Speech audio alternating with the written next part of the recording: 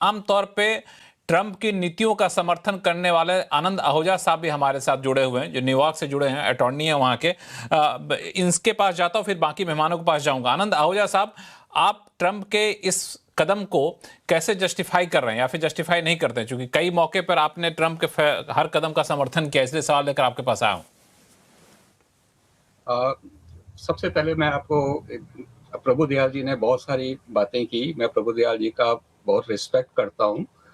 पुराने इतने बड़े महारथी इतने बड़े महारथी के सामने आपने मुझे खड़ा किया है, लेकिन मैं उनकी बातों से सहमत नहीं हूँ। प्रभु दयाल जी देख रहे हैं सिर्फ एक एंगल से कि वो एक सॉवरन कंट्री के प्रेसिडेंट थे। मैं ये देख रहा हूँ कि वो एक ड्रग लॉर्ड थे। यूनाइटेड स्टेट्स में उनकी वजह से मिलियंस ऑफ अमेरिकन की डेथ हुई, और अमेरिकन की क्योंकि यहाँ पे डेथ हो रही थी।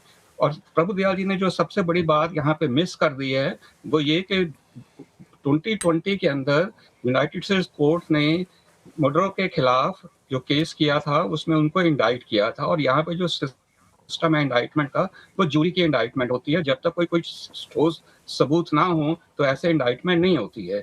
उसके बाद बाइडेन एडमिनिस्ट्रेशन ने $20 मिलियन का एक अवार्ड रखा था कि जो भी यूनाइटेड स्टेट्स मर्डरों को लेके आएगा हम उसको $20 मिलियन का इनाम देंगे, जो कि बाइडेन उस वक्त वो नहीं ला सके। तो प्रभु दयाल जी ने जो जो असली मुद्दे थे उसको एक साइड पे कर दिया है। जहां तक सॉवरेनिटी की बात है, प्रभु दयाल जी एक बहुत सुलझे हुए एम्बेसडर रहे हैं, एक डिप्लोमेट हैं। मैं प्रभु दयाल से सिर्फ एक सवाल करूंगा कि आप ऑपरेशन सिंदूर और ये जो हादसा हुआ है इसमें कोई फर्क समझते हैं या कोई फर्क नहीं समझते हैं? अगर सॉवरेनिटी की बात है तो आपको फिर ऑपरेशन सिंदूर को भी कंडेम करना चाहिए कि आपका कोई राइट नहीं था कि एक आप फॉरेन कंट्री में जाके आप वहां के नागरिकों को मारते। और अगर वो जस्टिफाइड था तो आपको आज यहाँ बैठ के हेलो, एक मिनट। आनंद आहूजा साहब, हम भारत ने किसी कंट्री के फॉरेन कंट्री में जाके वहां के नागरिकों को नहीं मारा। हमारे ऊपर जिन आतंकवादियों ने हमला किया उन आतंकवादियों को पकड़ने में वहां की सरकार नाकाम थी। मैं आ रहा हूँ, मैं अपनी बात पूरी करने दीजिए। हमारे देश मैं आपके पास आऊंगा, मैं फिर आ रहा हूँ। हमने वहां का, हाँ, मैं आतंकी घटना टेररिस्ट था। अब सवाल यहाँ पे मैं आ रहा हूँ, आप अपना जवाब दीजिएगा। हमारे नजर में वो टेररिस्ट था, टेररिस्ट सबूत के साथ था। हमने उस ठिकानों को नष्ट किया, हमने वहां के प्रधानमंत्री, वहां के राष्ट्रपति को उठा के नहीं लाया। आप एक सोवरेन कंट्री के राष्ट्रपति को, वहां के उनकी पत्नी को वहां से गिरफ्तार करके लाते हैं। आपकी यहां तक बात भी मालूम है कि वो ड्रग ट्रैफिकिंग में लिप्त थे, उनकी वजह से बहुत लोगों की जानें गई। तो आप एक सोवरेन कंट्री के राष्ट्रपति को अपने यहां कैसे न्याय दिलाएंगे, या फिर थर्ड पार्टी के पास न्याय दिलाएंगे? कोई ऐसे इंटरनेशनल कोर्ट ऑफ जस्टिस वहां पे न्याय दिलाएंगे? अपने ही कोर्ट में अपने ही खिलाफ लगे आरोपों के कैसे आप जांच करेंगे? दो सवाल है, फिर मैं प्रभु दयाल साहब जवाब देंगे आपको। हाँ, मैं जवाब दे दूंगा, आपने मुझे पूरी बात नहीं करने दी। हाँ, पहली चीज तो यूनाइटेड स्टेट्स में एक लॉ है जिसको बोलते हैं sovereign immunity act. Sovereign immunity act के हिसाब से किसी भी सॉवरन कंट्री का जो हेड ऑफ स्टेट है, उसने कोई अगर गलत काम किया है तो उसको आप यहाँ पे यूनाइटेड स्टेट्स में अंडर सॉवरन इम्यूनिटी एक्ट में उसकी डिफेंस होती है। लेकिन यहाँ सवाल क्या है कि ये एक टेररिस्ट एक्टिविटी है, एक वार है यूनाइटेड स्टेट्स के ऊपर, एक प्रॉक्सी वार। यहाँ के लोगों को जब अमेरिकन को मारा जा रहा है, जैसे आपने बात कही, मैं कहूंगा कि आपको चाहिए था, आपने शुरू में एक बात कही कि इंडिया को इससे क्या लेसन लेना चाहिए, और मैं ये कहूंगा कि इंडिया को ये लेसन लेना चाहिए कि जो ट्रंप ने वेनेजुला के साथ किया है, आपको भी 26/11 के जो मास्टरमाइंड है, आपको भी वही काम करना चाहिए। आप क्यों चुप करके बैठे हैं? आपकी कैपेबिलिटीज क्यों नहीं है कि अगर अमेरिका ओसामा बिन लादेन को मार सकता है जाके वहां पे, अगर अमेरिका जो है मर्डरों को जाके पकड़ के ला सकता है, तो क्या इंडिया इतना इनएफिशिएंट है कि 26/11 के मास्टरमाइंड्स को ना वो पाकिस्तान में मार सकता है, ना वो पाकिस्तान से उठा के इंडिया ला सकता है? जहां तक आपने कहा कि एक फॉरेन सिटीजन की बात है, तो फिर उस हिसाब से थरूर राणा जो है वो एक अमेरिकन सिटीजन है। उस हिसाब से आप इंडिया में थरूर राणा को भी आप ट्रायल नहीं कर सकते हैं। अगर trial of a foreign national is to be tried only in the foreign country, अगर एक फॉरेनर को फॉरेन कंट्री ने ही ट्राई करना है, उसके देश ने ही ट्राई करना है, तो फिर आप थरूर राणा को इंडिया में कैसे ट्राई कर सकते हैं? आप दो बातें नहीं करी है ना नहीं कि अमेरिका नहीं, की ये पॉलिसी और है, थरूर इंडिया की राणा पॉलिसी और और है। थरूर राणा और वेनेजुएला के राष्टपति की तुलना आप करके ये गलत एग्जांपल दिला के, बहुत पढ़े लिखे हैं, आप अटॉर्नी हैं, नहीं नहीं, आप बहुत पढ़े लिखे हैं। एक एक मिनट में जरा एम्बेसडर दयाल को मैं राष्ट्रपति को टेररिस्ट आप बना दे अलग बात है। एम्बेसडर दयाल, छोटा सा रिएक्शन दीजिए। बाकी 3 मेहमान हमारे साथ जुड़े हुए हैं, तनेजा साहब भी हैं, स्वर्ण सिंह साहब भी हैं और नरेश कौशिक साहब जुड़ चुके हैं। देखिए, आनंद आहूजा साहब ने जो कहा उसको मैंने बड़े ध्यान से सुना। देखिए, मैं तो बहुत छोटा सज्जन हूँ, लेकिन जब यूएन सेक्रेटरी जनरल ने ये कहा कि ये इलीगल है जो अमेरिका ने किया और यूएन चार्टर का वायलेशन है, तो उनकी बात पे तो गौर करनी होगी, मेरी बात को ना करे गौर। अब जहां तक तहव्वुर राना की बात है, उसको एक्स्ट्राडाइट करके भारत ला रहा है, किडनैप करके नहीं ला रहा है। उसको वहां पर अटैक करके, उठा करके, किडनैप करके जबरदस्ती नहीं लाया जा रहा है। एक्स्ट्रेडिशन जो प्रोसेस होता है लीगली उसके थ्रू किया। तो कंपेयर करना जो अमेरिकन एक्शन हुआ वेनेजुएला में उसको तहव्वुर राना के एक्स्ट्रेडिशन से, वो मेरे ख्याल से उचित नहीं। लेकिन जो आनंद आहूजा साहब ने कहा उसको मैंने बड़े ध्यान से सुना कि वो मडूरो जो है उसको, उस पे इल्जाम थे कि वो ड्रग कार्टेल चला रहा था और अमेरिका में बहुत क्वांटिटीज में उसने ड्रग्स एक्सपोर्ट किए। तो लेकिन उसने ये भी कहा था कि हम अमेरिकन के साथ मिल के बैठ करके बात करके सब सुलझाने को तैयार हैं, कि मैं इसमें नहीं इन्वॉल्व था। तो बातचीत का रास्ता अपनाने में क्या हल था। खैर, ये बात अभी खत्म नहीं हुई है।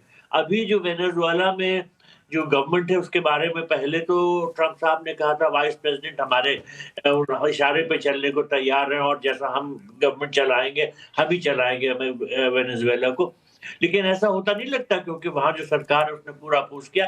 तो मुझे ये लगता है कि अभी जो ये टेंशन है ये चलता रहेगा, हो सकता है और फैले कोलंबिया में, क्यूबा में, जो कि लैटिन अमेरिका के दोस्त हैं, जो कि जिनके साथ ब्राजील भी खड़ा है। तो ये जो इंस्टेबिलिटी है खत्म होने वाली नहीं। आगे देखिए क्या क्या होता है। ग्रीनलैंड की बात चल रही है, तो मैं इस सब बातों से जरा बिल्कुल। दरअसल आहूजा साहब आपके पास फिर से आऊंगा मैं, अपना जवाब रखिएगा। बाकी जो सवाल उठाए हैं मिस्टर दयाल साहब उनका जवाब दीजिएगा, लेकिन 2-3 मेहमान और जुड़ चुके उनके पास जाऊं। नरेंद्र तनेजा साहब, ये हम लोग जब शुरुआत किए तब से ऑयल एक्सपर्ट थे, जियो पॉलिटिक्स को भी काफ़ी करीबी से समझते हैं। नरेंद्र तनेजा साहब, आपका क्या मानना है, ये जो कह रहे हैं आनंद आहूजा साहब सिर्फ वो रीजन है या फिर इसके पीछे मकसद कुछ और है, और अब ट्रंप की रणनीति अंतर्राष्ट्रीय स्तर पर बदल गई है?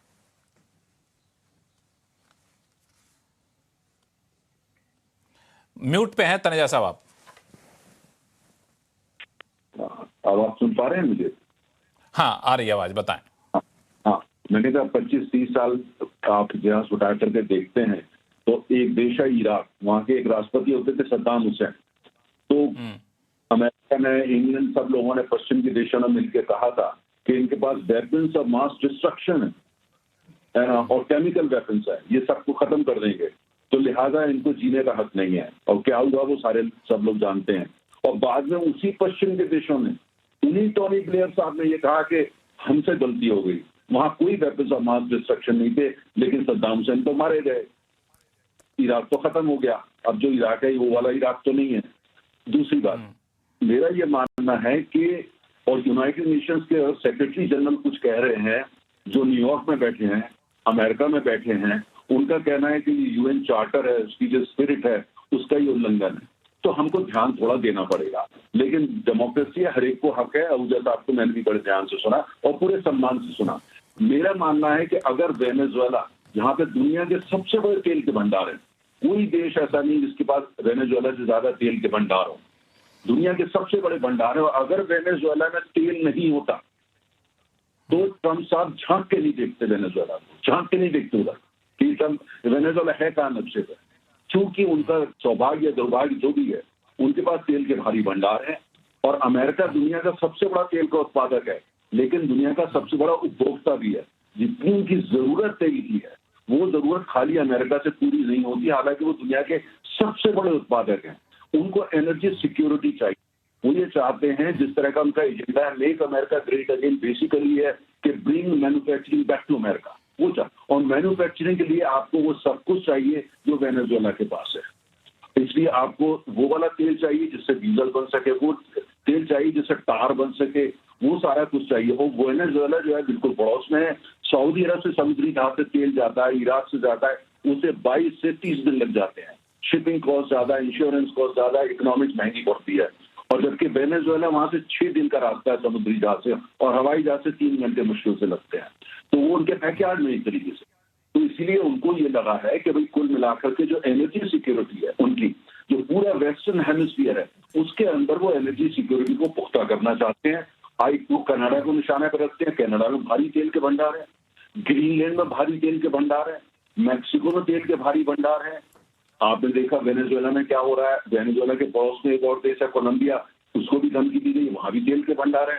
पड़ोस में गुयाना है, वहां भी तेल के भंडार है। ब्राजील में भी है, हालांकि ब्राजील इतनी आसानी से तोड़ने वाला नहीं है, लेकिन वेस्टर्न हेमिस्फीयर जो पूरा है उसमें कुल मिलाकर के तेल का ऐसा दबदबा पैदा करना, तेल का अपना ऑर्डर पैदा करना, ऐसी व्यवस्था पैदा करना जिसकी कुल मिलाकर के जो हेजीमोन है वो अमेरिका होगा, जिससे वो ओपेक को भी टक्कर दे सके और मिडिल ईस्ट के जो कंट्रीज है उनकी अपनी डिपेंडेंस को कम से कम कर सके, और कुल मिलाकर के वो अपने हिसाब से अपनी राजनीति भी चलाएं, और जो ग्लोबल एनर्जी ऑर्डर है उसके ऊपर सबसे ज्यादा दादागिरी अमेरिका की हो।